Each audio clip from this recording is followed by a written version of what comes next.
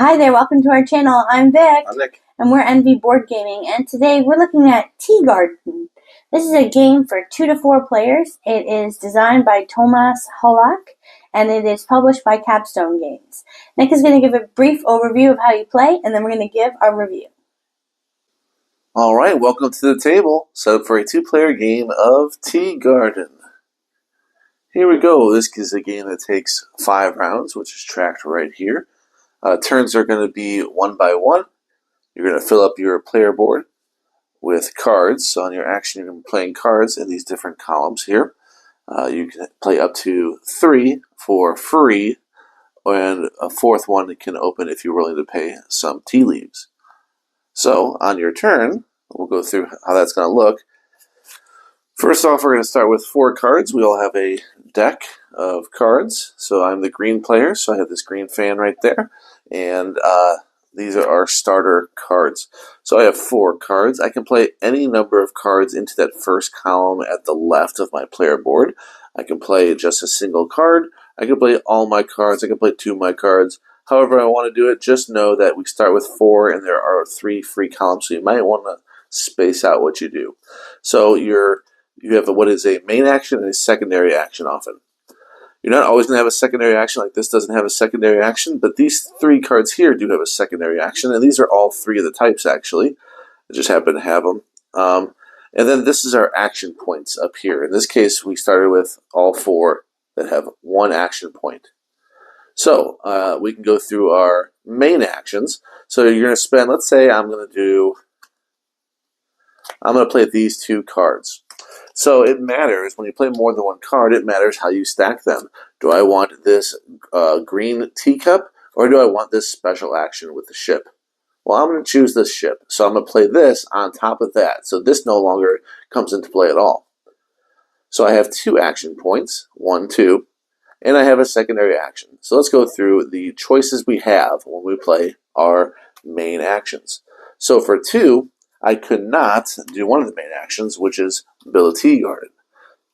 But I'm going to show you how to build a tea garden right now.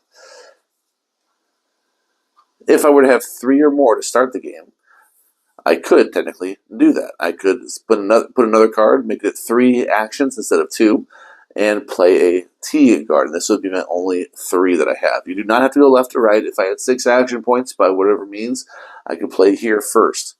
To do that, let's say I spent 3 action points, I would play adjacent to where I'm at. We have starter ones right here.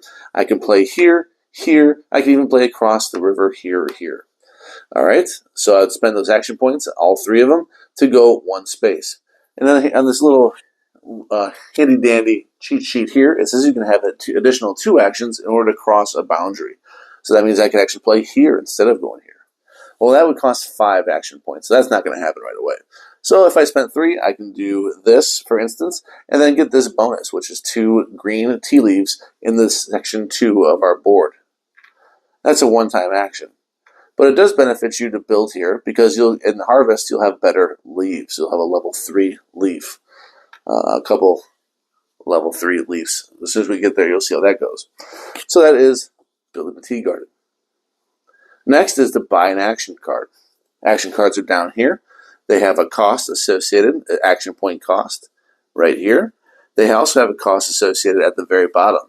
This is the teacup that is needed in order to acquire the card. And this is how many leaves and what quality tea leaf has to be discarded from your player board in order to acquire the card. When you acquire the card, you're going to go ahead and take the card and put it right into your hand. In my case, if I wanted to do that, and these are the 2 cards I wanted to play, I might go ahead and do this because it does give me a green tea kettle. So we have a couple here that require a green. I would only need 1 action point, so I probably wouldn't play this even. So if this was my first turn, I may consider doing that. I'll just say, hey, I'm going to play this single card. And I have 1 action point, so I can acquire either one of these 2 right here. And then luckily, either one is green. So which action would I prefer if I were going for this or this? So if I wanted to buy this, I would have to give up 3 tea leaves. Well, we start the game with 2 tea leaves, and they're both level 2. And that's how everyone starts the game. So actually, the perfect scenario would be to acquire that.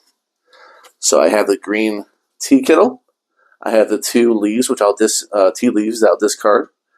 and I had that one action point I needed. So then I would have this in my first slot, and now this goes into my hand. So I have 4 cards again, because this always goes right back into your hand when you acquire a card. Everything slides over and we refill. So these cards will get more powerful as the game goes on. They'll also have victory points on them for end of game. Alright, and that is acquiring an action card, buying an action card. Next we have here is selling tea to the caravans, and those are the 3 cards over here. In order to do that, the very bottom is simply the action points you have spent. You'll get whatever's on the right. You're only going to do one of these on the bottom and one of these on the top. You have to do one on each, though. Even if you don't want to do this top one, in order to do the caravan action, you have to do at least one on top, one on the bottom. Doesn't matter the order. So in my case, if I had just one, I would get 2 victory points right away. And if I wanted to spend 1 leaf, it's saying that I can draw 2 cards and discard 2 cards. And that would be my action. I would keep this for maybe endgame points, perhaps. We don't know. But I'm going to keep this card for a future. That would be selling to the tea caravans. Next is fermentation. So this is a key point of the game. We started with those 2 green tea leaves on 2. When you ferment these tea leaves, they become better. They get flipped to brown side. And what that means is at the end of the round, when they call the ripening of the tea leaves, they're going to move right and become better leaves. However, if they were still green, they would move left and become lesser leaves. So fermenting can be important as the game progresses. And that is one action you can do. So for how many action points? If I spent 3 action points, I could flip over 3 of my leaves. In this case, I wouldn't do more than 2 because I have 2 tea leaves. So for my 2 action points, I can flip both of these. They don't move right away. They will just, on the maintenance phase, they will ripen and they will get improvement. So that would be the end of the round.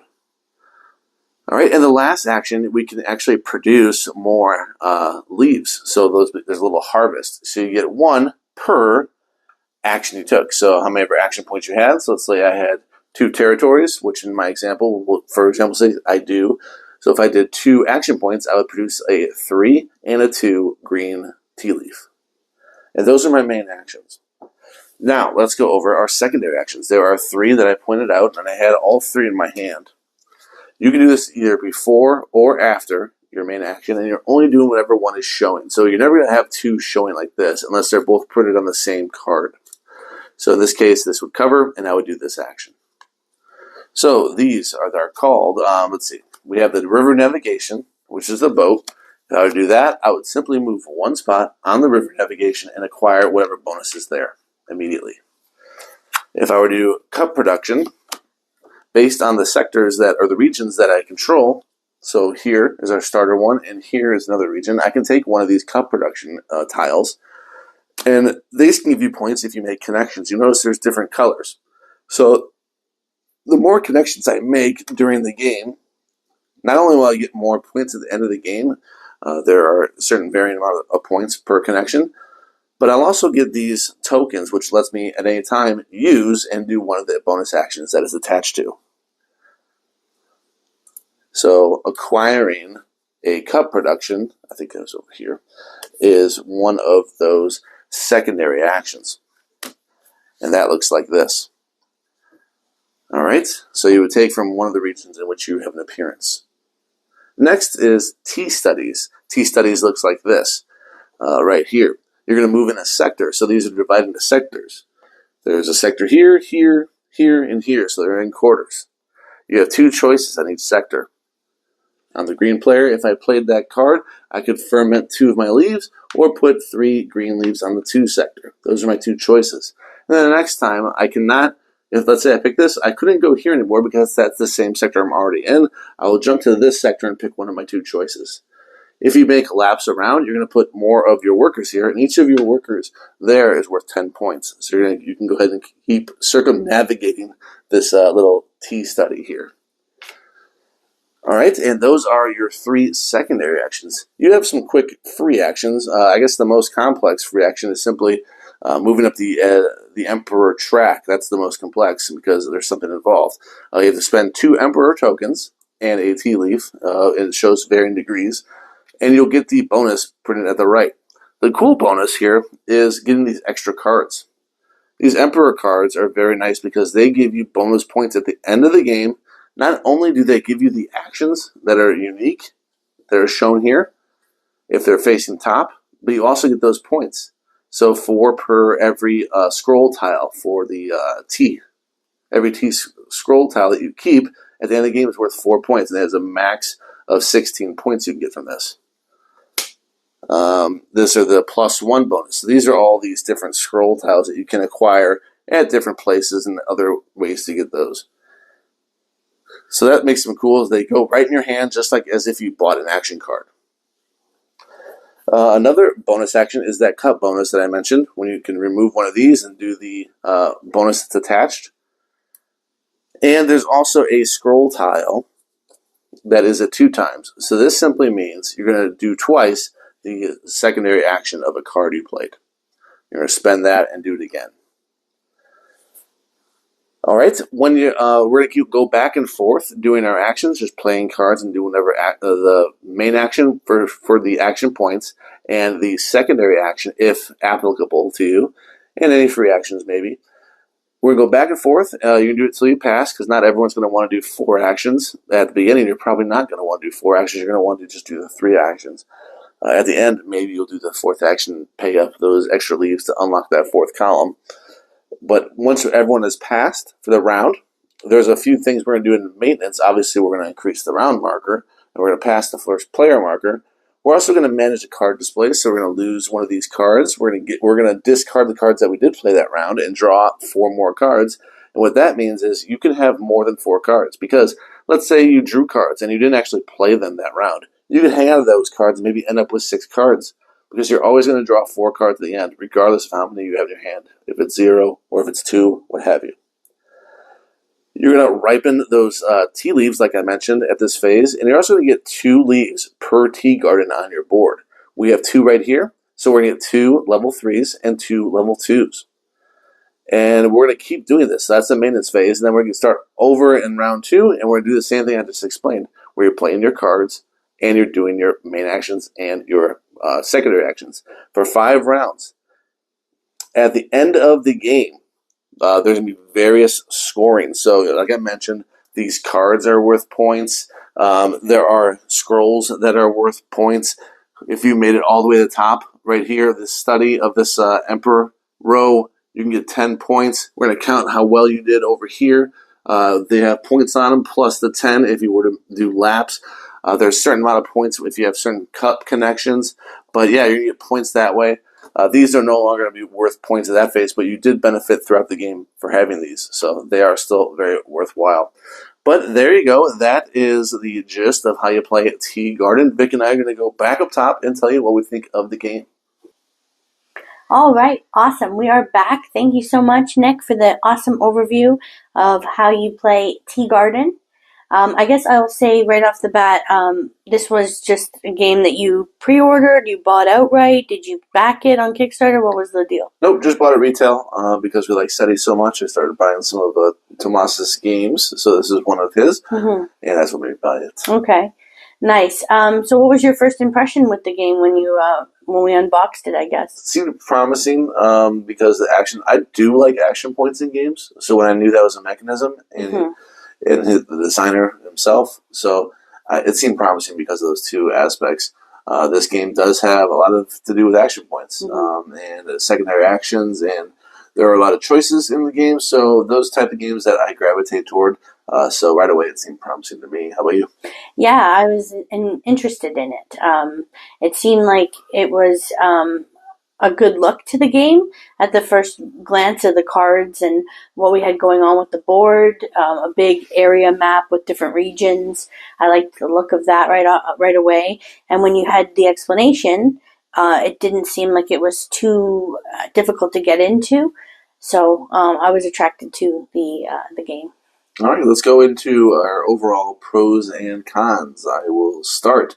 I already mentioned I like action points, so that is a pro to me. It's a mechanism that some people think is overdone. It's kind of an older mechanism, but I do enjoy action points, building up more powerful actions, or Some cases, you don't need that powerful action. You can still accomplish what you want to accomplish. If there's an action card you really like at the one slot, you only need one action point to acquire it, and whatever prerequisites at the bottom. But there are times you hold back, and I like that. I like that you're trying to balance how many action points you're going to have for the entire round with the action points that you actually need for that turn. I love the deck building in this game. I feel like it's an underrated part of the game because you can actually deck build not just with those action cards, but with the Emperor cards. Yeah. I like it a lot. And the Emperor cards, this is my favorite part of the game, by the way. If you get those Emperor cards, you're picking out of 3, and you're seeing how many points you can max. It gives you something to go for. Yeah. A lot of games need that. They need something that just makes you go for something. Like, I got this. It's going to be 4 points every time I do certain things or have these certain cards or what have you. Yeah. And some games need that direction. And I like the way they did it here. They don't just do it right off the bat. You got to do a different action in order to get the cards that will tell you that, okay, now you have some direction. Now this is what you want. These are the cards you want. These are the cards you want to get rid of, whatever might be the case. Or these are the scrolls you need. Yeah. So, I do like that. It's probably my favorite part of the game is getting Emperor cards. Yeah, it is nice to have purposeful direction in a game and then think about like the drafting you're doing on the cards. You're not just getting like the ones with the most action points on them. You might get one because it has a particular pot color or kettle, I should say, and or a secondary action depicted on it that's going to help you. You can see right on the track of the boats what's useful. The government or the university seeing that as well. Like, okay, what do I need? I also thought that the mechanism with the tea leaves is sort of interesting because you're bringing them backwards if you haven't fermented them. But once you've fermented them, they get to move forward. You're always thinking about, like, I could catch myself a few times thinking, I should have kept those 5 leaves, the 2 leaves on 5, longer. Why did I spend those right away when I didn't even need to? I was just using them for another action or something. And even to do a final 4th action in a round, you have to think about the cost of expending these leaves. And you don't want them to sit at 1 and not get to move forward to get to be more valuable in the further along on your player board. So that's another thing you're trying to, it's almost like a puzzle, but it's not like too puzzling. But you're trying to manage that at the same time, which I thought was interesting too. That's another good point about the leaves. That is something fairly unique. I mean, you have that viticulture that people are going to mention, but the fact that they can go down, that's pretty cool. Yeah. If you don't do something about it. Right. And then you feel like once you fermented a leaf, you don't just want to spend it willy-nilly. No. But, you might. Yeah, you might. If you need it, you're going to do it. Because it's a more versatile tea leaf if it's fermented. All right. Any other positives for you? I would say that, the quality of the components was pretty good. I liked how simple it was to build a pagoda or to get your expand to another region. It wasn't like you had to gather all these resources and do it, or you needed a certain number of cards in your hand or any other condition really, or emperor tokens, or you didn't need to use any resources or even tea leaves. It's all based on action points. So that's cool. Yeah, I like the simplicity of that. Like, what can I do? Well, you can do that. How can I do it as many times as your action points or whatever? It applies to every action. Yeah. Even the caravans are cool. Right.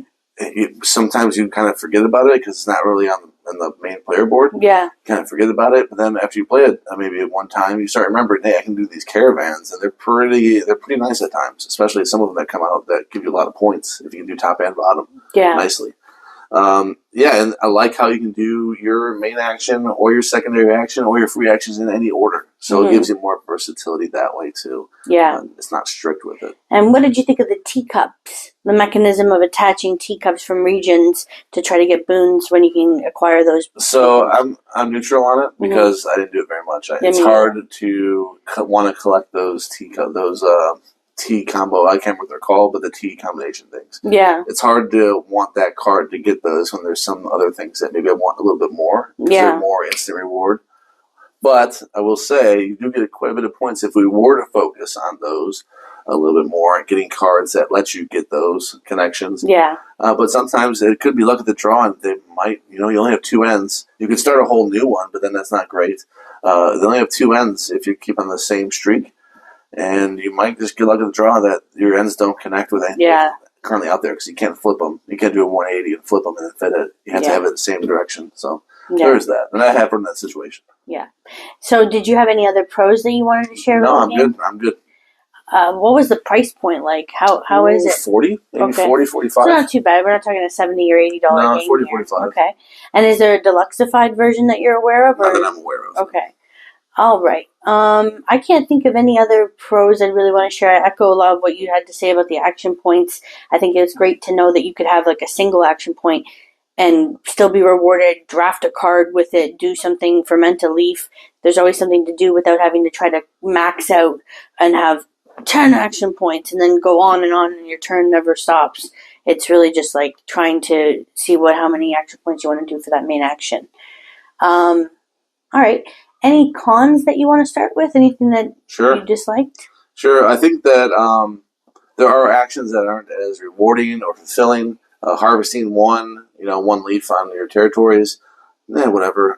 Fermenting one leaf per action point, whatever. The other three are a lot stronger to me. Building out those temples or those pagodas, building out or getting the caravan is more. Buying an action card is definitely more gratifying than the others. Mm-hmm. I will say that, and that's just a fact. I think you're not getting that much excitement over flipping a leaf. So it's useful, but it's also kind of like that turn that kind of whatever. I can't think of what I want to do. I'll just flip a leaf. I love flipping leaves. Enjoy. Yeah. It's a big pro. Yeah. So there's that. I feel also that the secondary actions are just okay. Kind of basic, It's good in that you don't have to explain very much, but when you're just moving one step every time on the boat, it's something to be desired there. You're not going to really change much off of that. You're kind of just moving one step, and that's your turn. But you can pay leaves to do it again, right? To repeat the secondary action, or you can buy one of those tokens times 2. Yeah, you can buy a tie team times 2 token, but again, it's just moving on the track. Thrilling. Yeah. So it's very simple. The quadrants, same thing. Maybe a little more interesting because you got 2 choices. Yeah, I can see that. Yeah, I mean, it's good in that it's easier to explain. Like, this is what you get. That. Yeah. You move once, you get that. That's that action. Yeah. You get the cup. You get the cup. That's it. There's nothing like because as a fairly heavier gamer, I expect more, but there's no more. So that's that. Those are the secondary actions, and it's pretty simple to explain the primary actions too. Yeah. I had one others, but I'll let you go. Yeah, I do like that there's a score sheet. So off of that subject that you're bringing up, I think it's always nice to have a reference sheet to know what you are to follow along while you're learning a game. So that is there and available for reference. I don't really have many cons that are beyond what you've already said, because I do see, I'm picking up what you're putting down there about the boat, the river track, the university track, emperor track. Those are 3 track-based or step forward things that you're kind of working on. It is interesting that with the university, which I never have tried to do, is try to get as many of your students in there and loading those up for multiples of 10 to really max out that action. I'm excited to try different strategies with the game, because I have done. We played it. We usually share this. We've played it with 4 players once, and then 2 players 3 times. Yep. So that's the basis of our review is seeing how it played. With that in mind, and I know you're still trying to think of what you were going to say. Did you have a preference for playing it with 4 or 2? What did you think it mattered, and how did it scale, in your opinion? My opinion, I don't think it mattered. I don't feel like it mattered that much. Do you? Yeah, I mean, I didn't think so either. There's no tough area control things where a battle's going on, you're getting kicked out. It's not really happening that way. Spots fill up and cards get taken, and there's more cards, though it does the game scales in the setup for how many cards you're putting out. So you might see more cards when you're playing with more people, but I don't know. I think it just runs a lot faster when it's you and I, because it is a round-based game, as Nick shared. So I think most games, 2 players are going to run a little faster, but I don't have much complaints with that in this game particularly. No. I'll give a couple others that may be negative or neutral. I think later in the game, you're getting a lot of leaves. You know that if you're putting those pagodas out and you're getting a lot of leaves, that harvest phase. 2 per area that you're in, and you can be, the whole map can be yours. You can be all over. And you're getting 2 per area. So then you're loaded with all these leaves. Now, the problem there is when things age, when they go backward, forward, it's hard to track. If you have 20 leaves on your thing and things are moving one way, you got to remember when you put things into a new cup that you have to remember that, okay, these are done. Now the ones that are in there, you got to finagle those a different way. And right. If you're not careful, you could mess that up. So I'm always very careful because I know that I can mess my whole board up if I'm not careful. I'm not focused. Yeah, I got a worry of that yesterday when I was doing it. I said, ooh, it's a good thing we kind of do this in phases.